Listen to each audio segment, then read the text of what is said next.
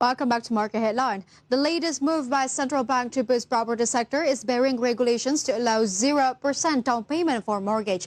But however, Real Estate Indonesia assessed that the banking sector seems still hard to approve mortgage proposal these days, so the stimulus doesn't give maximum impact to the property sector.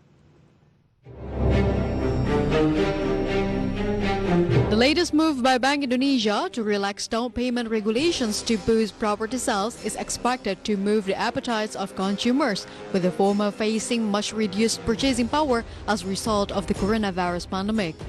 However, chairman of the Real Estate Indonesia, Paulus Totok Lucida, said that the stimulus would be more optimal if there are those who work strongly from other sectors that support a bank approval for mortgage.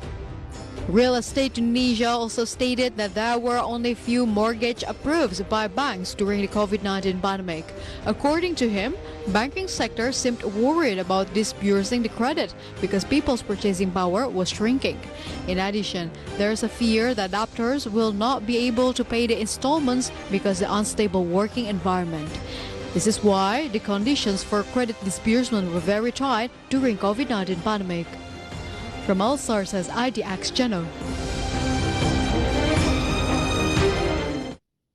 Last year, property market was under pressure and Indonesia's economic growth in 2020 had market slow demand and oversupply. And to offset the slow trend and to spur the household consumptions, of course, which accounts for more than a half of the country's economy, Bank Indonesia is bearing regulations to allow 0% down payment for mortgages. But then, is it enough to offset the market slow demand? Therefore, we will have further discussions with Mike Brumel as the Managing Director of property consultancy firm Colliers Indonesia. Hello, sir. Hello, Clara. How are you? I'm fine, sir. How are you, sir? Good afternoon. Yes, sir. So with the economic growth projections of below 5% according to the World Bank, it seems that 2021 will remain a challenging year for property market. But however, it has been nearly 3 weeks since Indonesians can buy a house without a down payment. Does this affect Indonesia's property industry significantly? Well, I think the reduction in the required down payment is only impactful if the various banks agree to make loans without a down payment. And I think that will require some additional risk taking on the part of the banks. So I have a suspicion it may not be as impactful as the government would like it to be. I think the reduction in the VAT will probably have much more of an impact. All right, sir, as we know that the central bank has relaxed the loan to value or LTV or financing to value or FTV ratios as you taught us before, which is the ratios between the loan and asset value up to 100% up to December 2021. So do you think the period is enough to boost property industry to be in the pre-pandemic situation? I think actually it's a very short period of time, and as I said, I think the reduction in required down payment via BI may not be necessarily implemented by as many banks as the government would like. So I think it may not have as long of an impact as would be ideal, and I think there are some longer-term things that could help the government boost the property industry, and that would be a reduction in interest rates. All right, so you think that by December 2021, it's not enough for a central bank to spur this stimulus. So how long do you think that it needs to make the property sector back into the pre-pandemic situation? I think that if the government can continue it on through 2022, I think that would be good for the industry. I see, 2022. All right, sir, as we know that you say that the banking sector is kind of hard to spur the loan because, you know, the people purchasing power is weakened, and that is a good point. But actually, which area is best to apply the incentives? It is for the suburban area or the metropolitan area? Well, I think the suburban area, I think, would be the most positively impacted because the reductions, as I said, will primarily, the reduction in VAT will probably have the biggest impact. And I think that is only in effect for the lower priced properties. and the lower priced properties are in the suburban areas.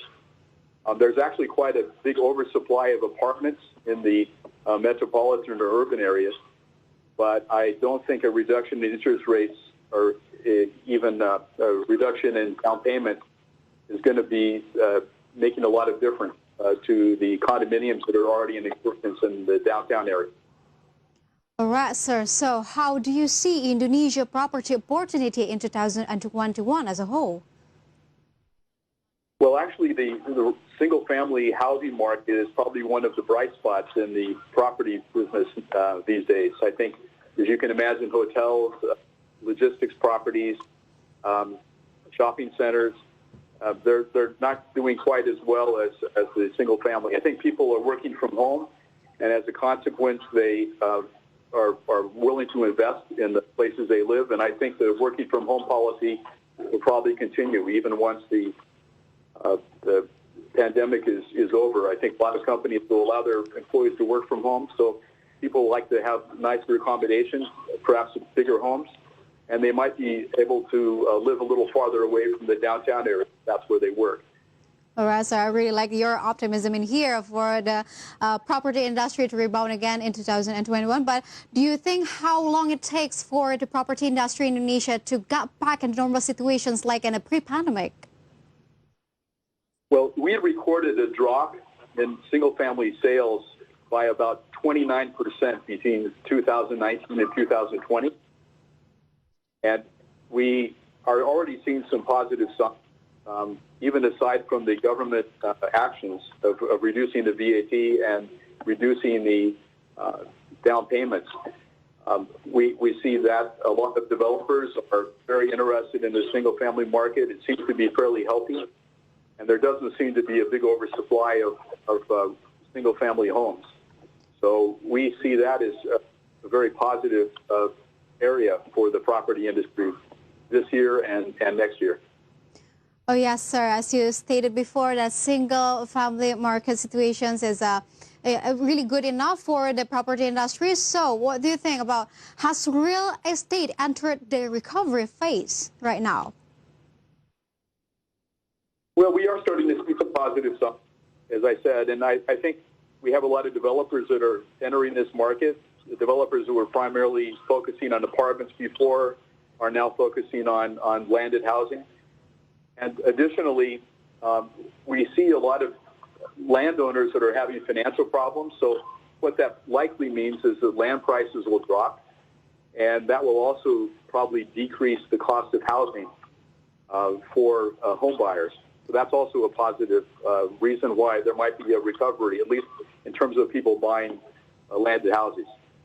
All right, sir. So we hope nothing for the best for the property sector to Indonesia to get back to normal situations again, whereas in the pre-pandemic situations. Thank you for your time with us, sir. You're more than welcome. Yes, viewers, market headlines will be right back after this quick break.